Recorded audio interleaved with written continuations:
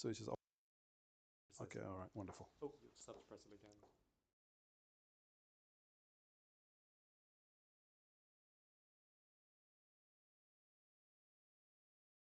I think the trust there. It's just the question of getting admin procedures done on time.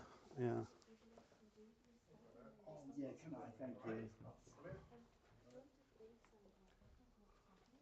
Oh, really?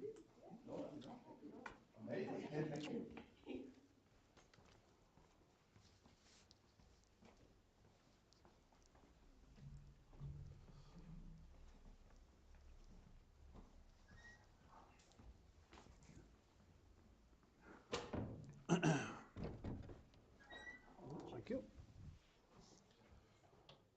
Can we put our bits and pieces in here? Is that okay? Thank you. Oh.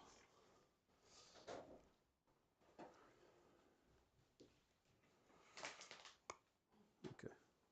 So is okay to get a photo within the next few days? Yeah. Okay. Well, I'll leave this here then too.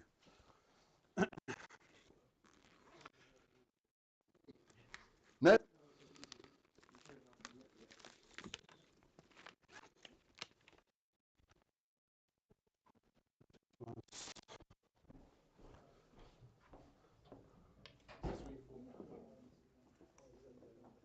Just check if you're muted. Maybe.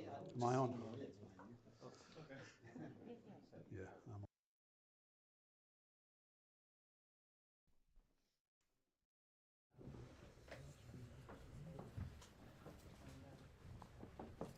Right, good evening everybody. Welcome to the Daiwa Anglo-Japanese Foundation. My name is Jason James and I'm just in charge of the introductions, really.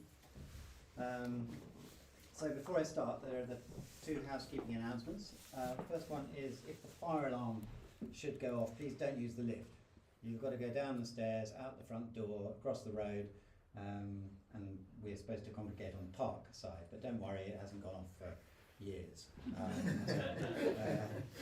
And the second thing is please don't leave any valuables in our cloakrooms downstairs. Nobody monitors those rooms, so it's best not to leave a laptop in a bag.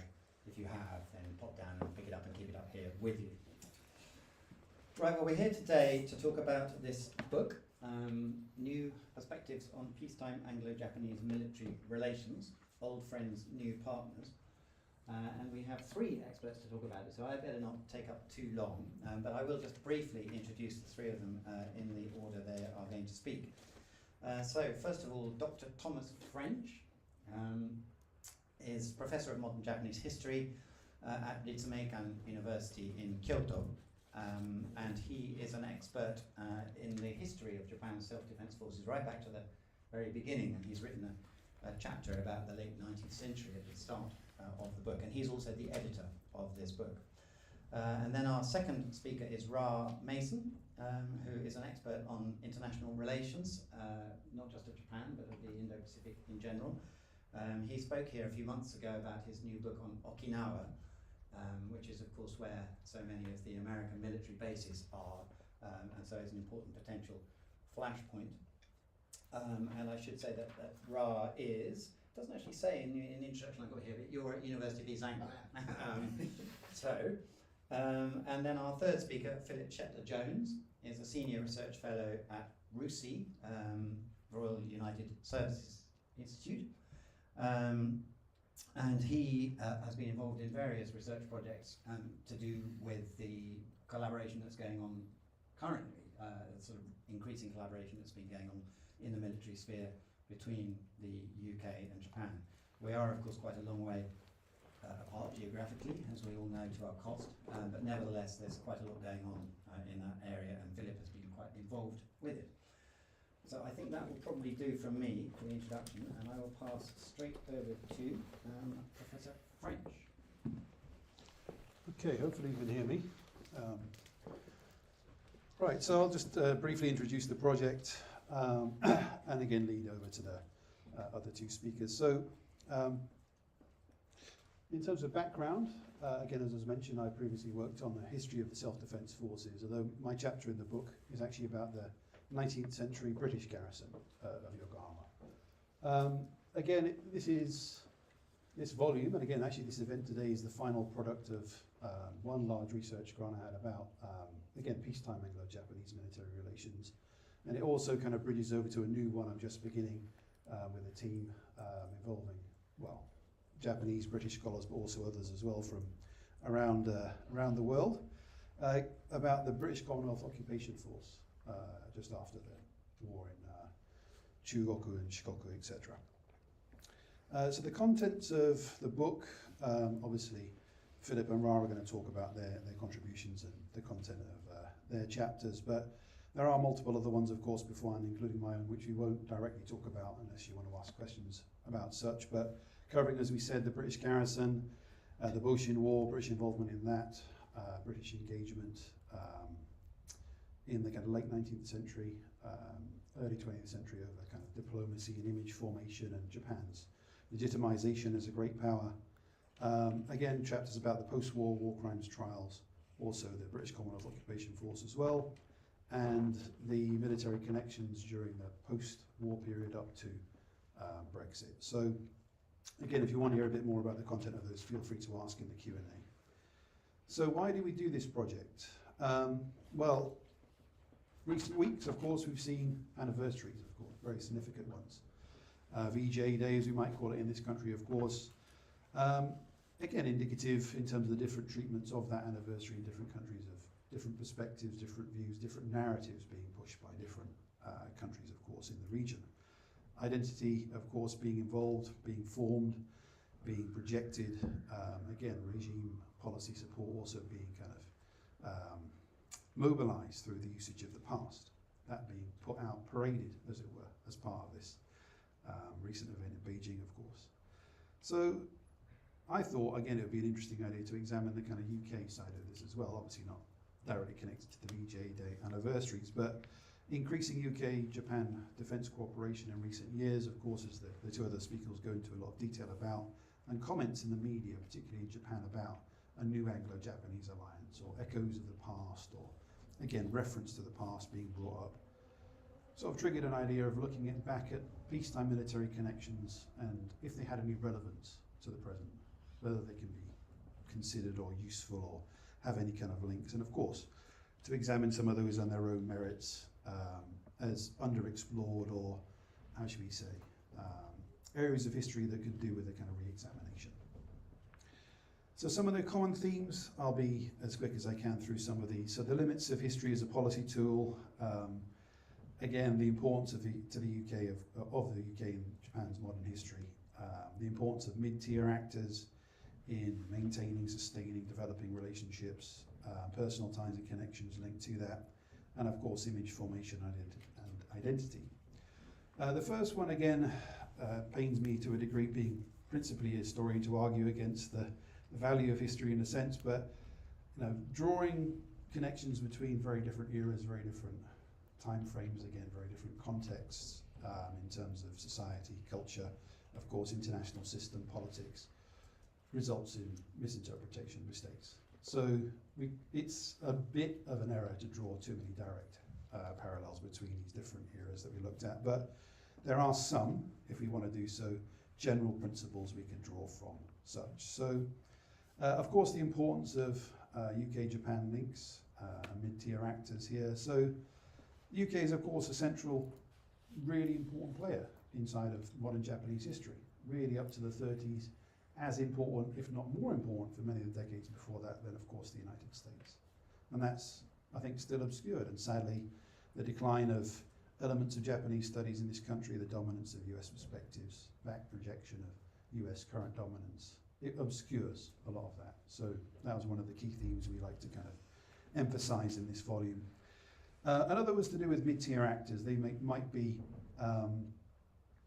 within organisations, or again the UK after, of course, the war, reduced somewhat in stature, but still a very important player, influencing the relationship, both middle out, as in upwards to the elite level, and down to the grassroots as an occupying power, or in other forms of relationship. Connected to that, the personal ties, also really important. The basic substructure of the relationship. Personal links, personal friendships, or working relationships forming the kind of basis of all of the connections we looked at.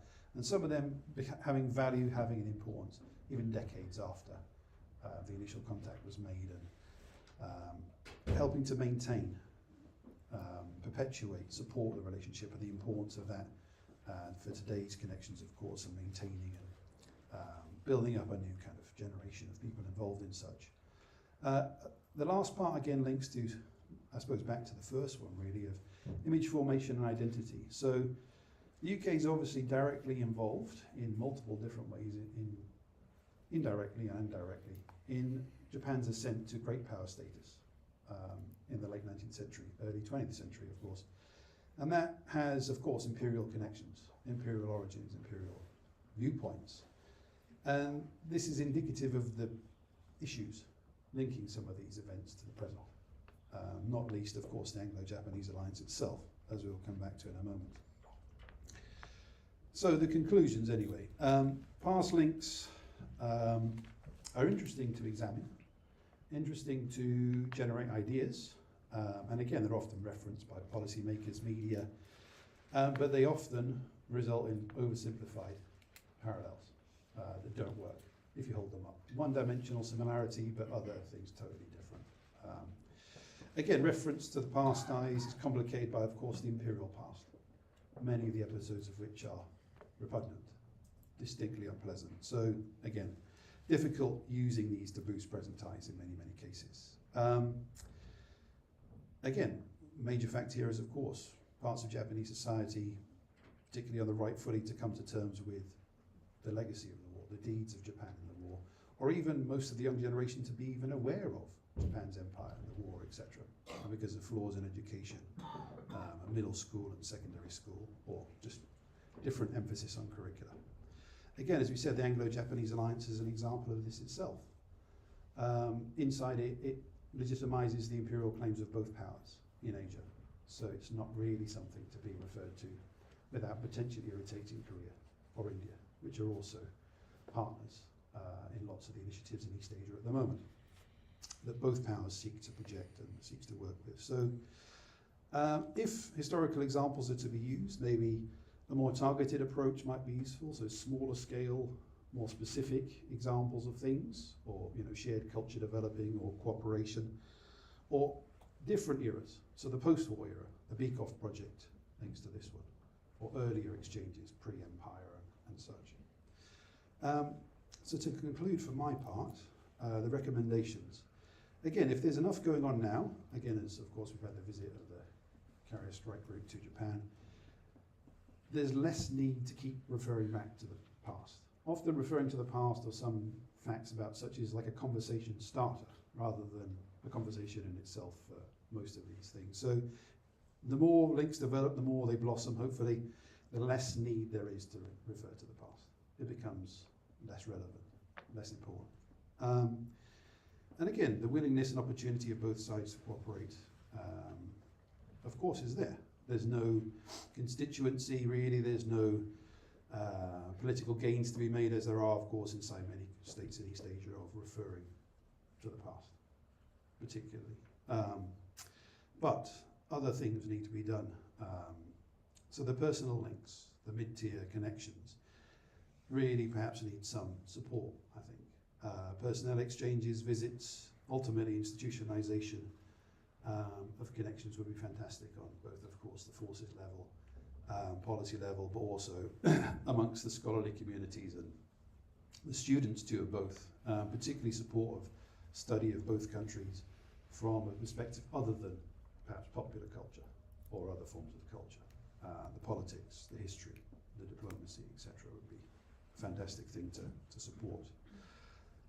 Again, it could be something which might support a permanent structure.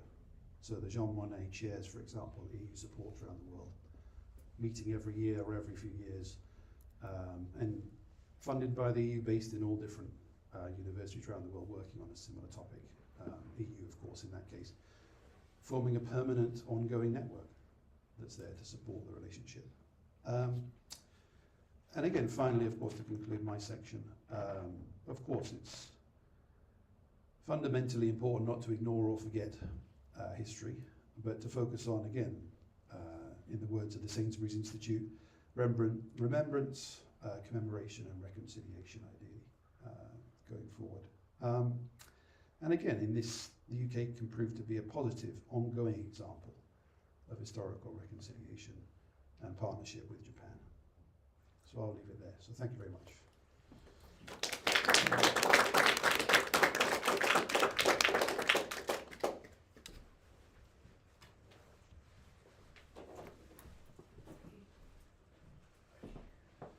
Thank you, Tom. Thank you as ever to the team at Daiwa, absolutely amazing, as always. And thank you to Philip, of course. It's brilliant to see this book come together. It's been a long time coming, and now it's here in physical form. Not many physical forms, but two at least in the shoe. So I'm going to talk a little bit about, Tom talked a lot about partnerships. So I'm going to give you one sort of example of that, which is in the security sphere. And I spoke I wrote specifically about the post-Brexit UK-Japan security relationship. Now I gather, I've come down from sunny Norfolk, but I hear on the grapevine that one or two people in London weren't that pleased about Brexit when it happened. But as it happened, strangely, and this is kind of counterintuitive, I realised as I wrote the chapter, there are actually some strange kind of push forces which post-Brexit pushed the UK and Japan relationship closer together, particularly in the security sphere. So I kind of look at some of those in the chapter, slightly controversial as that is. The first is probably straightforward military collaboration.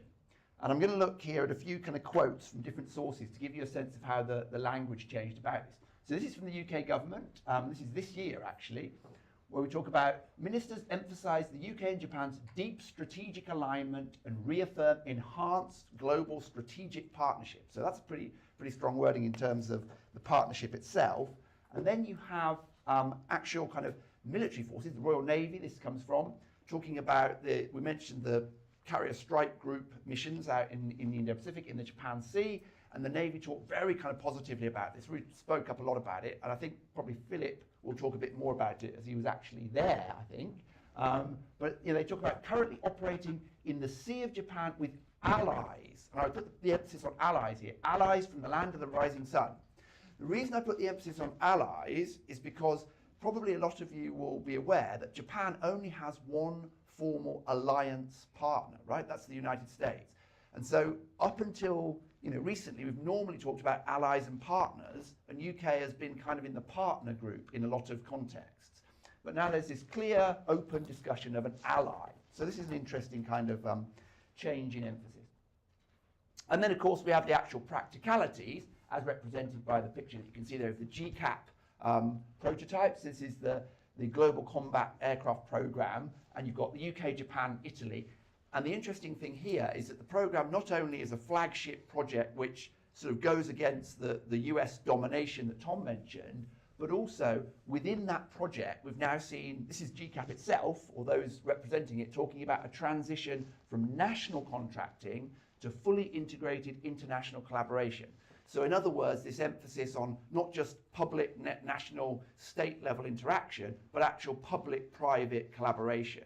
So again, a very significant transformation. And I think, if we think, maybe I'm kind of over-egging it a little bit, but if we think of the basis that, for example, the EU is founded on, of integrating German and French industries as well as national governments, this has some kind of echoes of that. Okay, the next sector, if I look at three sectors, all academics like threes. So three sectors, the second one is AI and cybersecurity. And in this sphere, there's a few interesting observations. One is the fact that UK funding bodies are actually trying to promote collaboration between the UK and Japan. So we've recently had this £6 million research bid. So for us, those of us that are in universities, that's quite a lot of money. It doesn't maybe sound like that much at the national level, but it's opening up a large pool of money for actors on the UK and Japan side to actually collaborate on AI and cyber.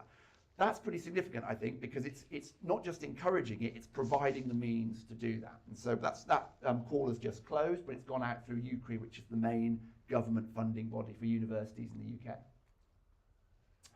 And, to quote my colleague here, in a Carl's paper, think tanks like RUSI are talking about momentum, enthusiasm, and opportunity.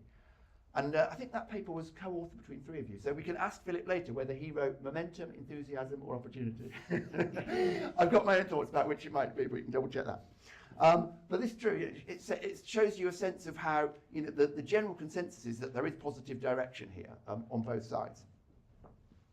And then if we look at the embassy level, the diplomatic exchanges on this, also very positive. This goes all the way back. The chapter itself looks at going back as far as the Cameron administration, and then later on the Japan side, the Kishida administration, in terms of their pushing of this in different ways. But this is from this year, ministers' meeting, talking about greater collaboration between UK and Japan being essential as cyber attacks becoming increasingly sophisticated.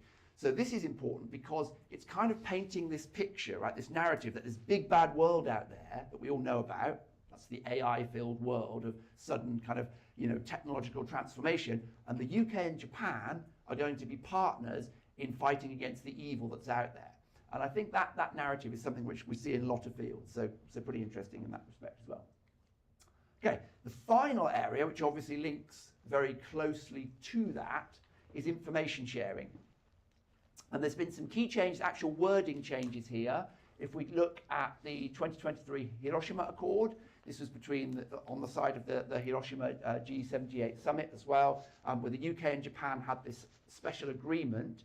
And myself and again colleagues have been involved in discussions since then at the government level or with government partners who are talking very much about how that can be translated into concrete changes on the ground. So information sharing is obviously the key to any kind of security cooperation, right? We're not just talking about military exercises, we're also talking about different kinds of agreements. So, you know, there's all kinds of things, not just in terms of military, but in terms of technology, in terms of industry, areas where traditionally national governments would want to protect their information very tightly and not share that with anyone.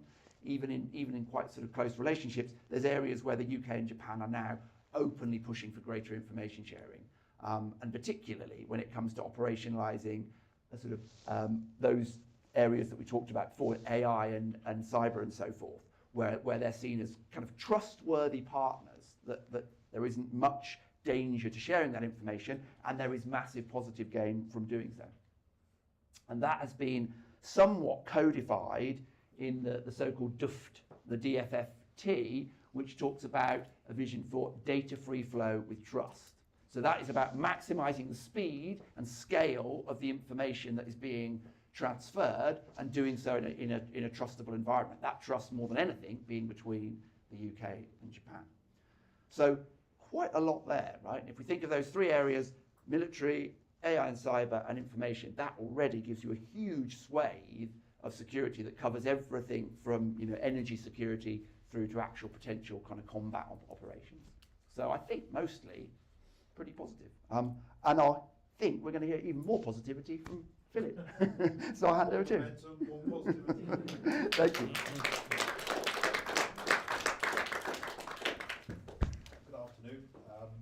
Thanks to Daiwa and everybody who helped organise this and bring this together. As you say, this was a long time in the making, so it's really gratifying to see it coming out.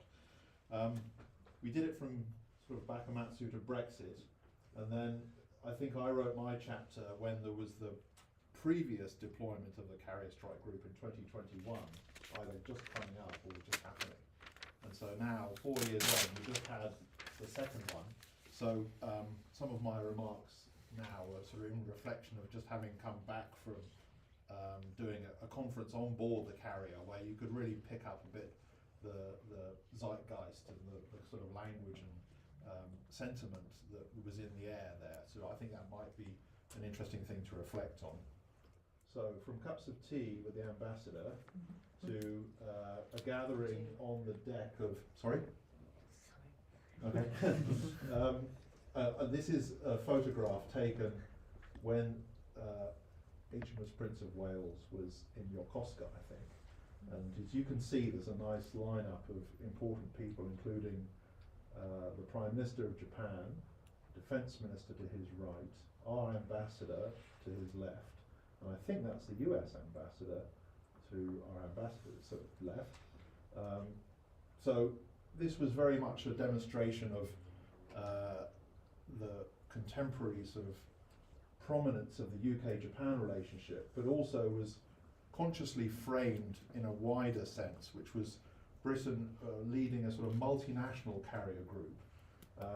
The positive way of looking at that was it's a larger community of common interest than just the two countries, UK and Japan. The critic would say it's because we don't have enough ships and aircraft of our own to fill a complete carrier group, so we're very lucky to have friends and allies to come together. And so I think the presence of the US ambassador is slightly noticeable, because there was also a report in one of the newspapers here saying that a senior member of the Trump administration had asked if we could turn the carrier around and bring it back, because we should really be focusing all our attention on European security and not sending our ships off to the other side of the world. So the fact that the US ambassador is smiling away there suggests that that may not be completely representative of the US outlook. So the comeback is the title of my chapter, referring to the sort of previous alliance, or referring to earlier periods where we didn't have much defence cooperation, peacetime or otherwise. And then I also was interested in this idea of a new kind of alliance, which was an expression that's been used a lot. I came across it used in a speech by an ambassador of Japan to the UK around 2011 or 2012, I think, in a speech at Portsmouth, where, and it sort of made me wonder what could we understand by a new kind of alliance. So these two pictures very much, I think, for me, sum up the spirit of the communication around our carrier strike group visit.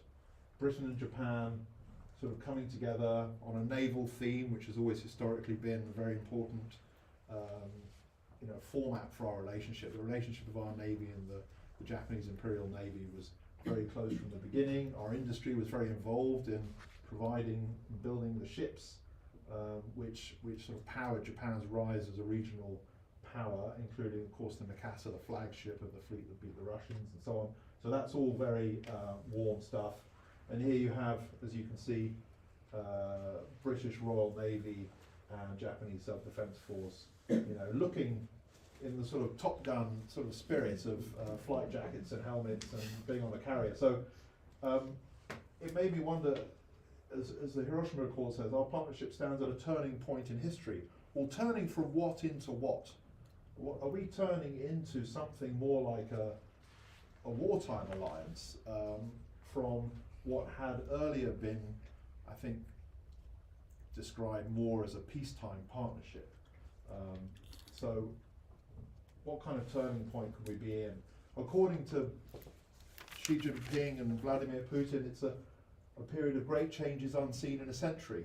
And so a lot of people interpret that to mean it's a turning point between an American-led world order and something else, maybe a multipolar world order. For me, multipolarity has always been a bit confusing. I listened to a speech by the Philippines defense minister last week in Korea, and he said he was very worried about multipolarity because it sounds like a sort of neo-imperialist order where you have poles who have privileged interests, and you have all the other little countries around them who perhaps have subordinate interests, and that wasn't very good for countries like the Philippines. So multilateralism was a better scheme than multipolarity.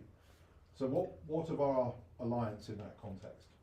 And then going back to this other point, alliance again, are we in an alliance in the loose sense that we recognise each other's interests, we might support each other if we get into trouble, or are we in the alliance in the strict sort of high-level NATO sense, which is a legal, formal commitment to consider an attack on one and attack on all? I think there's a bit of sort of loose language about alliance. I mean, as you said, we in the UK now, formally in our government statements, we've started to say Japan is our security ally. I notice on the Japanese government side, they're still saying security partner. So that's curious, I think, if there is a difference, either choice of language or there's a different intent behind that. But as we mentioned, the Global Combat Air Programme, that's designed not just as the sort of ceiling of our achievement, but the floor of our achievement on industrial cooperation in defence. So the idea is that lots of other projects will come out of the trust and the institutions built to create the underpinning for GCAP. So it's the beginning of a much wider defence industry collaboration, and maybe not just between the UK and Japan, but between not just Italy, but then further countries that might join the GCAP group. And then you've got an implication there. There's a codependence. Once you have these aircraft operational, you're in the same supply chain when it comes to replacements. If there is a war and there are losses, you're in the same sort of community who can fill those gaps. So I think there you get to think about when you have a peacetime partnership and it's very deep in things like industrial production, do you create expectations or dependencies which you don't really think about because you're hoping there won't be a war and you're not maybe thinking about war. But if you get into war, you suddenly discover you're actually committed without having had a sort of broader national conscious conversation about that. But we do have a very high level of trust as reflected in this sort of very sensitive national security programs like GCAP. And so you could ask whether, given that higher level of trust, are we actually leveraging that to the full advantage, or are we a bit taking it for granted? It's not something you could do with just any country. And then finally, a few thoughts about what we do next. I think it would be good now to sort of audit the assumptions behind the relationship. The current surge that we covered towards the end of the book, since about 2012, when this defence partnership started to be articulated in bilateral agreements and accompanied by these industrial projects, the world's changed quite a bit. I mean, Chinese power has become a much more important feature in international security, definitely for Japan, also for us. The war in Ukraine has, I mean, it started after the beginning of the UK-Japan agreement and then, of course, intensified in 2022. That's brought back Russia as a sort of connecting object between our security in Europe and Japan's security. Japan is sending, for the first time, air self-defense forces F-15 jets in the next week or two to exercise not just in the US and Canada, but in the UK and Germany. So you have Japanese aircraft flying in NATO airspace doing some kind of exercise. So there is a sort of reciprocal aspect of this relationship. It's not all like just us going there. So I think we need to perhaps more consciously set the strategic course. Are we limiting this to a peacetime partnership, or are we getting into commitments and expectation raising for deterrence and potentially kind of a distribution of roles and capabilities for war? If we are, then we might need to think about the next step if we want to go there, which is within the US-Japan alliance. Of course, they have the legal treaty, but on a more practical operational level, you have defence guidelines. There was a guidelines issued in the late 70s. There was another set issued in 1997, and there was a third set in 2015. And that's more descriptive of who does what in a more wartime scenario. So if we are getting into that kind of relationship, I think perhaps that's a good template to use to think about what roles we would respectively play in each other's security. So I think I'll stop there because I want to leave good time for questions and discussion. Is that all right? Yeah, sure. Yeah.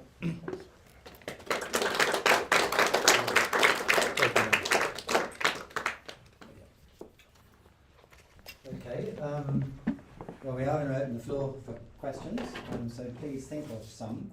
But I might just start it off. I mean, I thought that was very interesting, the discussion about partnership and alliance, and certainly wasn't a thought that had occurred to me before.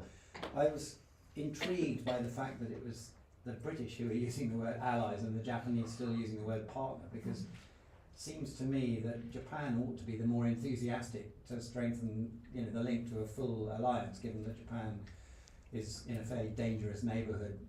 Japan is surrounded by countries like China, Russia and North Korea, who are potential threats to it, whereas we in the UK are a little bit further away from our enemies, one would have thought. But I wonder if any of you would like to comment on why it is that it's not the Japanese side that's pushing to upgrade this relationship. Sure, thanks, Jason. Yeah, I mean, I think one of the issues is actually, to contradict what I said just a moment ago, is the dominance of the US-Japan relationship. So there's no doubt, we're talking about Nichibei Dome, right, the US-Japan alliance, and that is so kind of not just codified in the national narrative, but also in all kinds of legal aspects, very, very specific. And so the Japan side have to be careful about talking about allies, because if they use that word Domeiko, that would be an ally that takes Britain into a totally different category. And they also have obviously strong alignments with Australia, other partners in Europe, and so on. And so, there has to be caution about how the UK is actually termed, particularly in the Japanese language, and more broadly in relation to the US, I think. But Philip, you might have a slightly more sophisticated Shall I answer. turn this back on? Yes, I think Oh, so. yes, okay. I had that thought about the the kind of knock-on effect when your ally has another ally, and if they're committed to that third ally's defence, then you're at risk of being drawn into the same conflict. So I think from that point of view, there's a logical sensitivity about allies deciding to add other allies to the chain, if you like. But I also think it's a constitutional thing in the case of Japan, because a notion that you're automatically committed to collective defence goes beyond what the current sort of interpretation of the Constitution says, which is there are circumstances where there can be a political decision to exercise collective self-defence, but they're quite restricted to certain circumstances, and it is a political decision. So you could argue, well, that's true for us in NATO as well.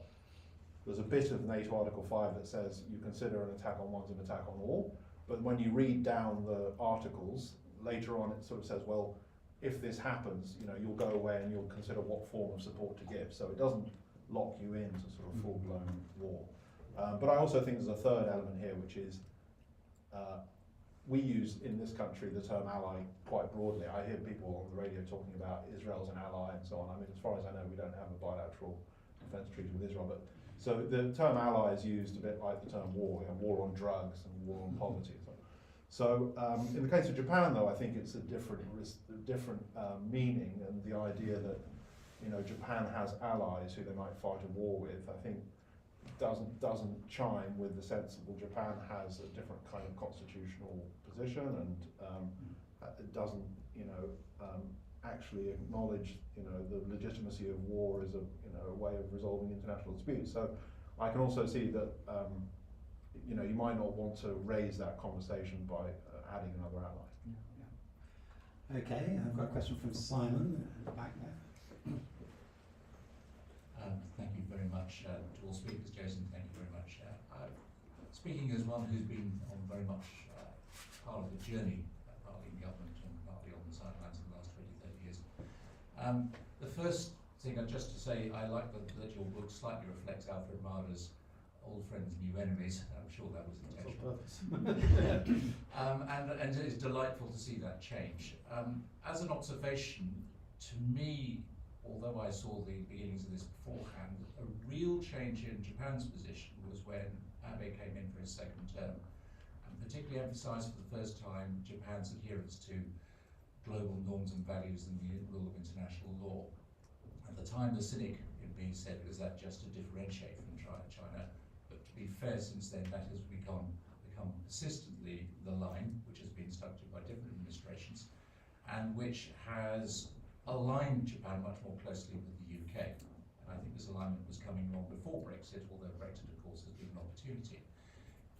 I'm glad you mentioned this reference, particularly to other partners of similar status to UK, particularly Australia, which I think is one cut above the other European countries at the moment alongside the UK.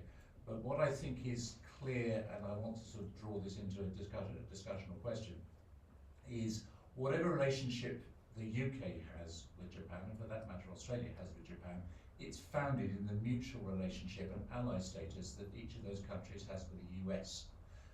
The question, therefore, to be provocative, is do you see that changing if the US becomes a less reliable partner, or is it utterly dependent on the US as the leader of the relationships in which these are being developed? Right. Sure, okay. Thank you. Yeah, I mean, it's a great question. I think it's, to answer it simply, it's complicated. So, I mean, on the one hand, right, Japan, yes, absolutely, very much looks to the US to lead those relationships. And I think you're absolutely right that there's a contingency element in the sense that if the US now, for example, were to pull out suddenly from one of those partnerships, it would massively undermine the Japanese relationship with, say, Australia or the UK. But on the other hand, in one sense, something of a sort of minor parallel towards Brexit, I think, if the United States, because there's no sign that the United States is suddenly going to relinquish its alliance with Japan. So what might happen, and particularly we've seen this under the Trump administration, is signals are sent which cause ripples and concerns on the Japan side, which would actually encourage a more kind of consolidated multi-party alliance. So I think in that respect, as long as it's within a certain bandwidth, if you like, a weakening in some areas of the US-Japan alliance wouldn't necessarily be a negative influence on strengthening UK-Japan ties or UK or Japan-Australia ties.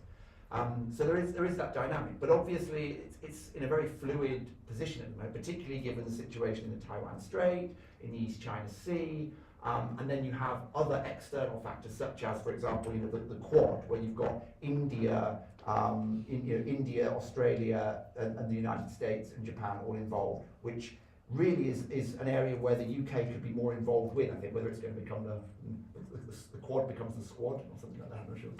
But in any case, you've got areas where those kinds of groupings could potentially expand. So from my perspective, I don't see a weakness in the US-Japan alliance resulting in a weakening of those other alignments. No. One of the things that I talked about in the afterword was the value of the relationship for both sides, and it kind of connects into this question. So there's an element, it's not of hedging, but a kind of enmeshing desire. We want to bring in other US partners, from the Japanese perspective in particular, to kind of work with us to make sure the Americans stay involved. And again, the UK wants to be involved because the US is interested in East Asia too, so it's sort of mutually beneficial for them and slightly offsets risk of less US engagement. And again, it gives them a bigger voice. If we work together, it's like amplifies the input if we collaborate vis-a-vis the United States, for example. So going from kind of bilateral hub and spoke system to a more enmeshed, obviously not at the point of formal security treaties or other things yet, but there's a kind of double advantage for doing this, it seems, from the Japanese and UK perspective vis-a-vis the relationship with the United States. Can I add a thought? Yeah. First thought I had is the US security community is not really speaking with one voice about this. I think you do hear some voices saying Europeans stay in Europe, deal with Russia, Asians focus in Asia, don't get distracted, each stay to your keep your knitting in your respective regions. But then you as you see, the ambassador from the United States is on the carrier, we exercise with the US Navy on this deployment, so it's not really easy to understand what if there is a US position. There's more than one position. I think the relationship that blossomed recently, that happened in an era under presidents, I suppose, Obama, Biden, when there was this idea of this lattice work of allies and partners, and they were hailed as a sort of great advantage of the US-led system, that the US doesn't just have these bilateral alliances, it's got this sort of network of allies who work with each other. And so things like AUKUS were about, if you like, proliferating stronger capabilities down to allies, even very exquisite capabilities like nuclear-propelled submarines, and that would make the US position stronger by having stronger allies. I mean, the current administration has some different ideas, and an early version of the forthcoming national security strategy that was released to the press suggested that actually it may be a much more restrained American posture, which is focused on the US homeland and issues like immigration, drug smuggling, and that kind of thing. And if the US is less committed to forward deployment, as has been their strategy since the 40s, there might be a different way of receiving this in America, which is that shifting the burden to allies like Japan and Britain in respectively Asia and Europe might actually make US disengagement easier, and it might be completely aligned with an American posture which is more leaning back to the homeland and letting the allies take care of their own security. So I think it was blessed under one US defence concept. It's likely to be blessed under an emerging different concept for different reasons. More questions? Yes, please. Thank you very much to all the speakers for your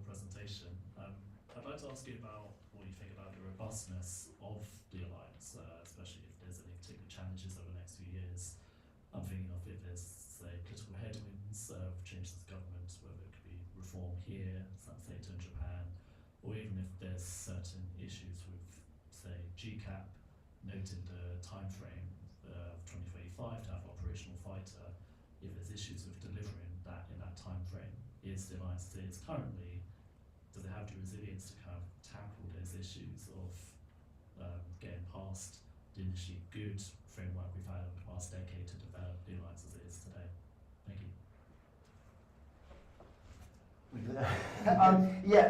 Again, a really interesting question. Obviously, you know, there's a bit of crystal ball gazing goes on there. In terms of GCAP, I mean, one thing that's worth noting is that recently GCAP have been talking about how it's very unlikely, increasingly unlikely, that additional countries would be added to the GCAP group, right?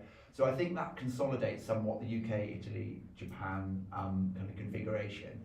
And you have that now greater industrial engagement. So in worst case scenario, even if the GCAP itself, i.e. the aircraft, were to be massively extended in terms of going well past that expected deadline, I think there's probably enough cooperation going on that that the whole programme itself wouldn't collapse, right? You've probably got that industrial and national interest there to drive that. In terms of the headwind, I mean, maybe with a touch of irony, probably if Sanseto grow in power and UK is suddenly a UK reform government, we might actually see a strange kind of alignment of those populist forces. I don't think they're necessarily in opposition. More broadly, though, you know, jokes aside, a reform government, which, as we, if the polls are correct, it seems no longer an unlikely possibility. I don't see why they would be opposed to strengthening an alliance with Japan. You know, you may see Britain turn in a more internal direction, but Japan wouldn't be identified, I don't see in any way, as an enemy or an adversary. So I think probably there is enough robustness to face those headwinds, but there is a lot of uncertainties, you say, in the international environment. Any more questions out there? Good afternoon. I appreciated your book. It was quite interesting. I have a question regarding the commitments and the future of the UK-Japan alignment or whatever, and I don't really know who to ask this, but you've told us about the prospects and commitments of UK to Japan and Japan to UK in this regard. However, there are concerns that, for example, on Japan Today, there was an article which was called UK military rhetoric is not matching fiscal reality. And we all know that till 2027, UK have to increase the military budget till 2.5%. So, in this glance, in this context, does the Japan-UK alliance continue to be a prevalent one, or it's like deeply secondary thing to UK, because UK has a Russia as a threat and uncertainty with UK and with the US and NATO. So that's the matter of my question. Does it like primary thing or it's deeply secondary? Yeah, well, finding money for defence is always quite difficult, and I think we will find it. You know, we will continue to find it difficult in this country as long as we keep giving ourselves a long list of obligations and roles that we say we're going to play, and we at the same time, you know, fail to find the money to provide the equipment and the training and the readiness of the people to do it. And much better informed, you know, serving and retired officers in the military have said as much, that at the moment we're not actually spending enough and doing enough to meet the commitments we've got. And those commitments are even the NATO commitments we've got, let alone things outside of NATO. I think Japan's in a better position because the size of their economy and the starting point of their military capability means if they continue with their plan to spend, you know, more in the direction of 2% of GDP on defence, it will really make a huge difference to their deterrence power and their ability to do more, not just for Japan's defence, but through things like their overseas security assistance program, provide equipment like the frigates that are being provided to the Philippines. There's equipment being provided, like radars and boats to Malaysia and other countries in the region. So I think Japan is on pretty good track. But yes, both countries have their fiscal problems and their debt problems. So defence really always has to make that argument against other sort of spending priorities.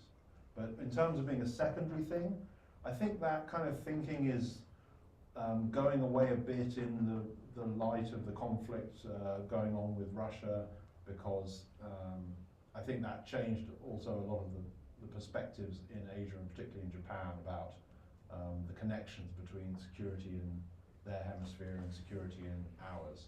So I think it's much easier to have that sort of the inseparability of the two hemispheres, as it's called, have that idea sort of more accepted.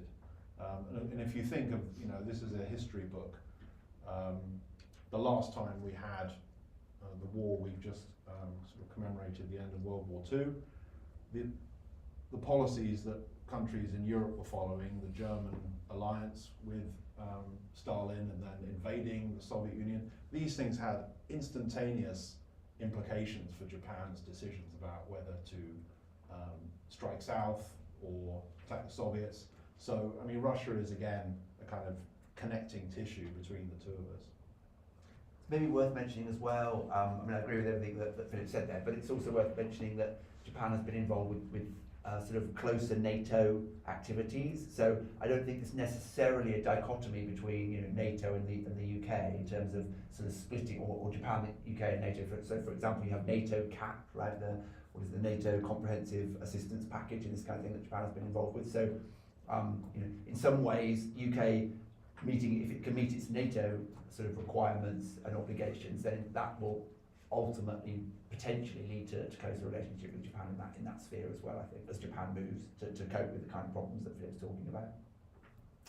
And maybe I could just ask a follow-up question on that, which is, there's all this talk about the carrier group's visits to Japan, but do they actually have much effect? Is that deterring anybody very much? We occasionally send one of our, how many do we have? Two, I think. Two. Aircraft carriers to the Far East, but everybody knows that they've got to spend most of their time back at home, probably in dry dock being mended, I expect. But is it really having a deterrent effect, or cheering up the Japanese a great deal to be sending this thing over there occasionally?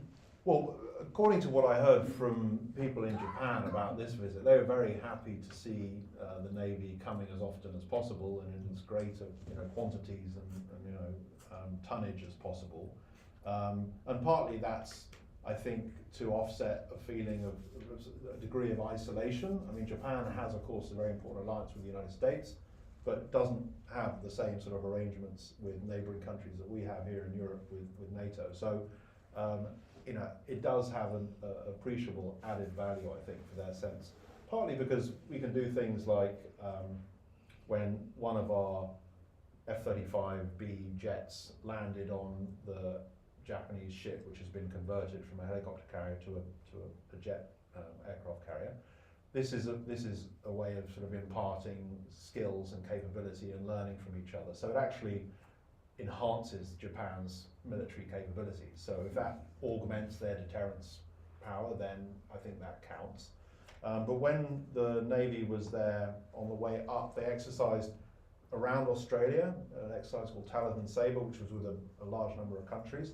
They then sailed up northeast of the Philippines and did another exercise with the Japanese Maritime Self-Defense Force, the US Navy, practicing anti-submarine operations and so on. So the thinking is that if you demonstrate the ability to do that, then if you imagine the mind of the defense planner in Beijing, they will have to reckon with the possibility that this could be part of the battlefield in future if there was a crisis. So it is, I think, widely expected to have some effect on the mind of the planner on the other side, that they might have to reckon with more complicated range of adversaries. Although, I might just add that on that question, Jason, I do currently have a postgraduate student writing their dissertation on the irrelevance of UK operations in the Indo-Pacific. So I'll let you know how that goes. Since he needs a reviewer too. I'll send it to you. Okay, any more questions? It's been very male dominated so far. Would any of the ladies present like to ask a question? No? Okay. I mean, one aspect of the book is it's a history book to some extent, isn't it? And I was actually quite struck by Tom's comment that it was the First World War that made militarism toxic. I suppose that isn't something that has struck me before, but reading, for instance, British materials from the period before the First World War, it's certainly true that they're all very positive about Japan's growing military capabilities. And you know, with hindsight, I'm thinking, not so sure this is such a good thing. It isn't really a question, but I wonder if you'd like to expand on that, Tom, because I found that a really interesting point. Yeah, I mean, this wasn't from my chapter, it was one to do with connections between, sorry, I'm not on, am I? The two different militaries in the late 19th and early 20th century, like sporting exchanges and port visits and other things, and sort of a legitimization of Japan as a great power using kind of social Darwinist tropes and various other things and imperial connections.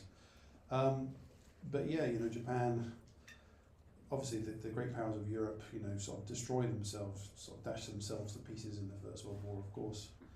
And sort of militarism that Japan expounds and its sort of, how should we say, claim to great power status is so woven up with that, that becomes sort of non-valid, or Japan sort of starts heading to this sort of pariah status it enters fully in the 30s from that point. And again, influenced by things like the negotiations around the Treaty of Versailles and all the other complications inside of that, the racial equality clause and the peninsula that Japan wants to get but doesn't tell its public that that's the priority and other things. So